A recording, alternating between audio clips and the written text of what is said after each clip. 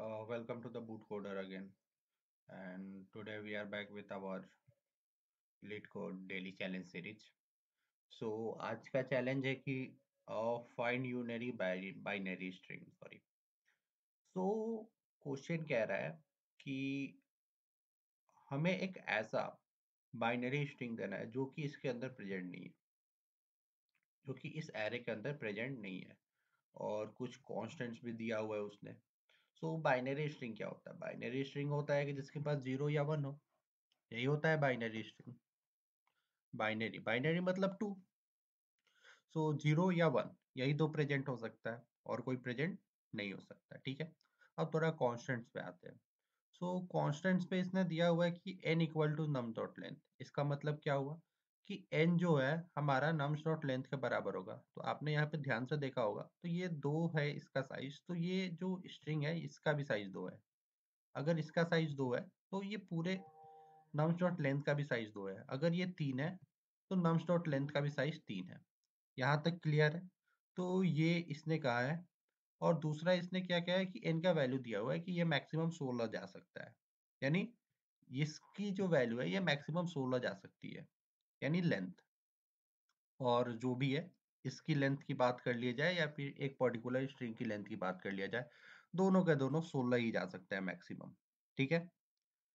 उसके बाद क्या है, 1 मिनट में चेक कर लूँ रिकॉर्डिंग ऑन है या नहीं. ओके, रिकॉर्डिंग ऑन है. सो यहाँ तक ठीक है. तो अब ये इसने क्या है, nums dot length equal to n, जैसा कि मैंने बताया था. ये जो और ये दोनों सेम होंगे लेंथ के. ठीक है.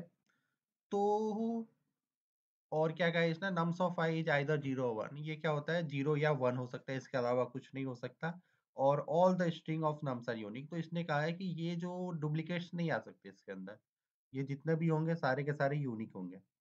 तो इसको क्वेश्चंस को करने का तरीका क्या है इस क्वेश्चन को? तो दो तरीके हैं बेसिकली. पहला एक रिकर्सिव तरीके से जा सकते हैं, वो भी जाएंगे. बट पहले ये फ्लिप वाला समझ लेते हैं. उसके बाद क्या करेंगे, हम रिकर्सन वाला भी जाएंगे और समझेंगे कि रिकर्सन में ये कैसे काम करता है. अगर आपको रिकर्सन अपना स्ट्रॉन्ग करना है तो बेसिकली आप रिकर्सन वाले तरीके से जाइएगा. और क्योंकि वो ज़्यादा बेटर है इससे, you can say that it was quite fast because वो मेमोरी थोड़ा कम कंज्यूम कर रहा है. बट कोई बात नहीं. सो अगर आपको अपना रिकॉर्सन मजबूत करना है तो उस तरीके से जाइएगा, नहीं तो आप ये वाला तरीका यूज कर सकते हैं अगर आपको लगता है कि आपका रिकॉर्सन स्ट्रॉन्ग है तो. ठीक है. तो ये फ्लिप है. तो फ्लिप वाले तरीके पे आते हैं और समझते हैं. तो हमें क्या करना है, लाइक हमें सबसे यूनिक बनाना है.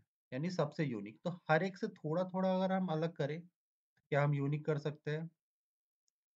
ये सारे के सारे आपस में यूनिक है, और हम इनसे अलग करें, हर एक से थोड़ा थोड़ा थोड़ा थोड़ा अलग करें, तो क्या हम यूनिक अचीव कर सकते हैं? हाँ. कैसे? ध्यान से देखते हैं. ठीक है. तो यहाँ पर हमारे पास क्या है, ये वाला देखते हैं. तो यहाँ पर क्या है हमारे पास, 1. ठीक है. तो यहाँ पर हमारे पास 1 है बेसिकली. क्या हम इस 1 के बाद, यहाँ पे 1 है, यहाँ पे हम 0 रख दें? तो यहाँ पे अगर हम 0 रखते हैं तो हमें क्या सियोरिटी मिलती है? हमें ये सियोरिटी मिलती है कि आगे जो भी नंबर ऐड होगा, आगे जो भी नंबर ऐड होगा, या फिर 111 ऐड हो जाए, या 101 ऐड हो जाए, जो भी ऐड हो, वो वैल्यू और ये वैल्यू कभी भी सेम नहीं होगी, क्योंकि इसका पहला जो वैल्यू है वो ही अलग कर दिया हमने. तो ये वैल्यू और ये वैल्यू कभी भी सेम अब नहीं हो सकती. ठीक है. अब आगे आते हैं, ये सेकंड पे आते हैं. तो अब क्या करेंगे, इसका तो हमने कर दिया, क्या इसमें भी पहला चेंज करें? नहीं. अगर हम इसमें पहला चेंज करेंगे तो क्या प्रॉब्लम है इसमें? अगर हम ये पहला यानी 0th इंडेक्स चेंज करेंगे तो ये क्या हो जाएगा, ये अपना यूनिक जो प्रॉपर्टी है इसका ये खो देगा. ये और ये दोनों बराबर हो जाएंगे, कोई प्रॉफिट नहीं होगा. ठीक है. तो हम क्या करेंगे, इसके सेकेंड इंडेक्स पे आएंगे, यानी फर्स्ट इंडेक्स पे आएंगे, और चेक करेंगे यहाँ पे 0 है या 1 है. यहाँ पे 1 है. तो क्या हम यहाँ पे, अगर ये 1 है तो यहाँ पे अगर हम 0 कर दें, तो क्या हम इतना श्योरिटी ले सकते हैं कि अब जो वैल्यू आएगी वो ना इसके बराबर आएगी और ना ही इसके बराबर आएगी। इतना श्योरिटी हमारे पास है। सेम यहाँ पर अगर हम इस वैल्यू को चेंज कर दें, अगर 1 है तो 0, अगर 0 है तो 1, तो यहाँ पे 1 है तो 0, तो यहाँ पर हमें क्या श्योरिटी मिल जाएगी? यहाँ पर श्योरिटी हमें ये मिल जाएगी कि ये जो वैल्यू है ये यूनिक होगी, ये किसी के बराबर इसके अंदर नहीं होगी। ठीक है, तो बेसिकली यही कोड मैंने किया हुआ है। तो यहाँ पे क्या किया हुआ है कि मैंने स्ट्रिंग बिल्डर बना लिया है और स्ट्रिंग बिल्डर के अंदर हमने क्या किया हुआ है कि आई से लेकर नम्स डॉट लेंथ तक गए हैं, यानी यहाँ से लेकर बेसिकली यहाँ तक। ठीक है, और यहाँ पे मैंने क्या किया हुआ है, अपेंड किया हुआ है। अगर नम्स ऑफ आई, अगर यहाँ पे 1 है तो क्या करना है, इसको 0 करना है। अगर यहाँ पे 0 है तो क्या करना है, इसको 1 करना है। हर एक के लिए, आई के लिए पहले इस पे करेंगे, इसका 0th पार्ट, इसका 1th पार्ट, इसका 2th पार्ट, यानी 2th इंडेक्स।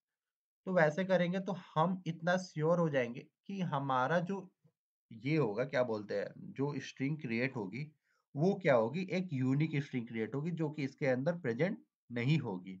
और बाद में मैंने क्या किया, उसको एस डॉट मतलब कि स्ट्रिंग के अंदर कन्वर्ट करके उसको ये कर दिया है। तो बेसिकली ये सॉल्यूशन परफेक्टली वर्क कर रहा है। अब हम आते हैं थोड़ा अपने नए सॉल्यूशन की ओर, यानी रिकर्सिव सॉल्यूशन।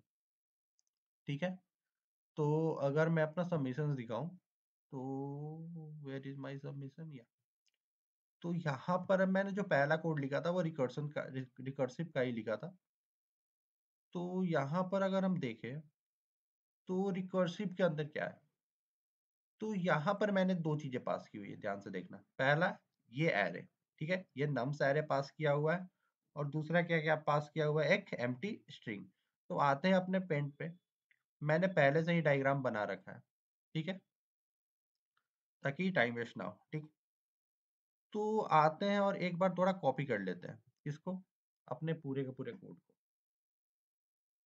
रिकर्सिव कोड को पूरा का पूरा कॉपी कर लेता हूँ और यहाँ पे आकर पेस्ट कर देता हूँ, ताकि लाइन बाय लाइन हम समझ सके कि हो क्या रहा है आखिर।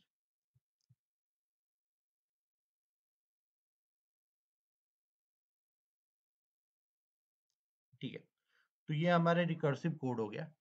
तो अब क्या हो रहा है, सबसे पहला लाइन पे हम क्या चेक कर रहे हैं, यहाँ पे अगर हम ध्यान से देखें तो हम यहाँ पे क्या चेक कर रहे हैं, यहाँ पर हम चेक कर रहे हैं कि S dot length equal equals nums dot length. तो एस क्या है, ये एक स्ट्रिंग है जो कि हमने अभी एम्प्टी पास किया हुआ है। ठीक है, और क्या ये नम्स डॉट लेंथ के बराबर है? अगर बराबर है तो हमें क्या करना है कि हम चेक करेंगे क्या वो वैल्यू जो है, यानी ये जो एस की वैल्यू है ये प्रेजेंट है।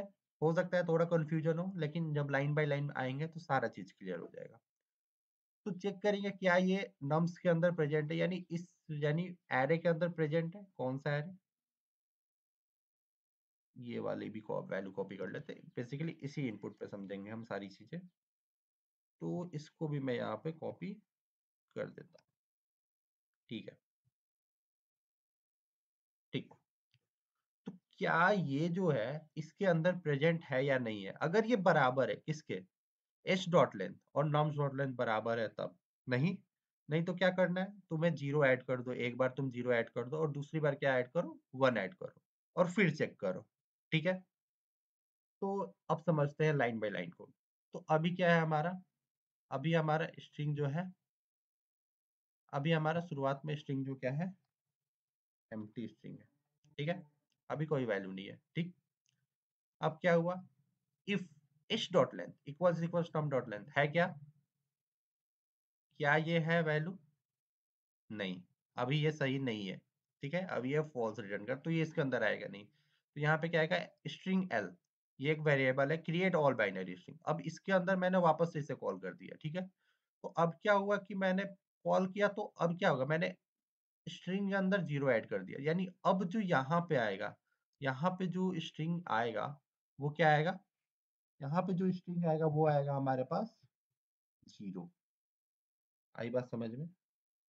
अब हमारे पास जो स्ट्रिंग होगी वो यहाँ पे जीरो होगी। ठीक है, अब वापस से चेक करेगा ये, क्या ये एच डॉट लेंथ, यानी इसकी लेंथ कितनी है, इसकी लेंथ क्या है, 1।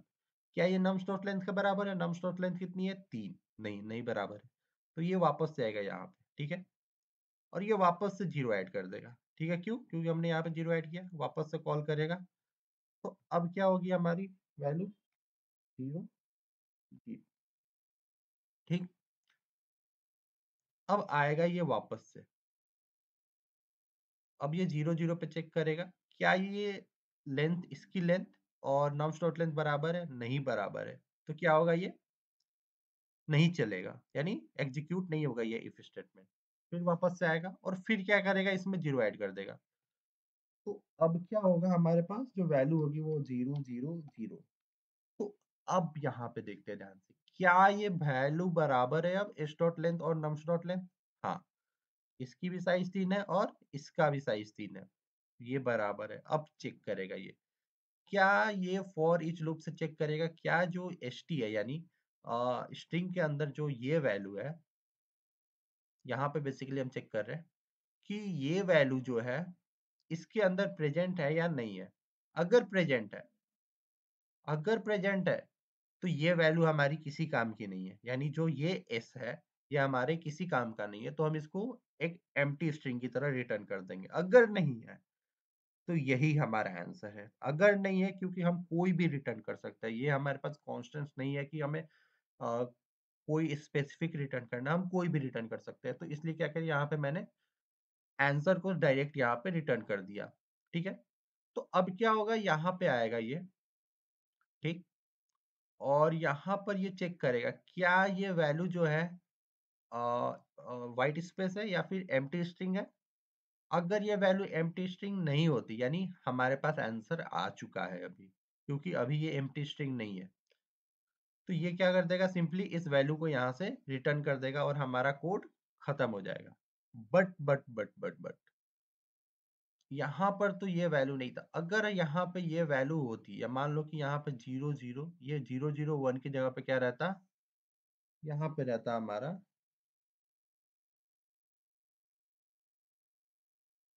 0, 0, 0, ठीक है?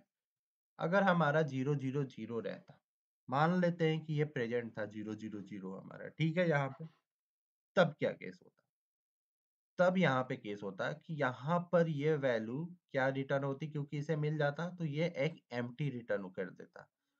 तो यहाँ से ये वैल्यू क्या होता? यहाँ से ये आर एग्जीक्यूट होता, यहाँ से ये क्योंकि एग्जीक्यूट नहीं हो पाता, क्योंकि ये इक्वल होता किसके? एम्प्टी स्ट्रिंग के। तो इसलिए अब क्या होता होगा? अब क्या होगा? ये जो है यहाँ से ये रिटर्न जाएगा, ठीक है? यहाँ पे, ठीक। अब ये 0, 0 है। अब क्या होगा? यहाँ पे ये 1 ऐड करेगा। क्या ऐड करेगा? 1, ठीक। तो अब ये 1 जो ऐड होगा वो कहाँ पे ऐड होगा? यहाँ पे, ठीक है? क्योंकि हमने 0 पहले ही ऐड कर दिया है, तो अब हमारा वैल्यू क्या हो जाएगा? 0, 0, 1। वापस से वैल्यू चेक होगी। क्यों? क्योंकि ये वापस से यहाँ पे जाएगा, क्योंकि हमने कॉल किया, चेक होगा S dot length num dot length के बराबर है, बिल्कुल है। इसका भी लेंथ 3, उसका भी लेंथ 3, तो ये वैल्यू बराबर है। तो अब क्या होगा? अब क्या होगा? ये चेक होगा क्या ये प्रेजेंट है या नहीं है। 0, 0, 1, 0, 0, 1 यहाँ पे अभी भी, क्योंकि हमने इसको अभी हटा दिया है, तो यहाँ पे ये प्रेजेंट नहीं होगा। अभी तो यहाँ पे ये प्रेजेंट है, बट क्योंकि हमने इसको पहले केस में 0, 0, 0 ऐड किया ताकि हम समझ पाए, समझने के लिए हमने ऐड किया और इसको रिमूव किया था। तो अब क्या होगा? क्योंकि ये प्रेजेंट नहीं मिलेगा, तो अब क्या होगा? ये यहाँ पे आएगा और ये वाली वैल्यू को ये रिटर्न कर देगा। आई बात समझ में?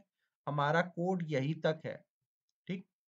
ये जो है यही हमारा लास्ट कोड है। ये जो रिटर्न है मैंने बस यहाँ पे एरर ना आए, बस उसी के लिए डाला हुआ है, ठीक है। बाकी हमारा कोड यही तक है। अगर आपको इसके अंदर कोई दिक्कत होगी तो मैंने अपना व्हाट्सअप नंबर डाला हुआ है, तो आप क्या कर सकते हैं, मुझे डायरेक्ट व्हाट्सअप कर सकते हैं, ठीक है। Okay fine. So then bye for today. और ये जो कोड है मैं आप खुद से कोड कर सकते हो या फिर मैं कमेंट में डाल दूंगा इसे, ठीक है। Okay bye.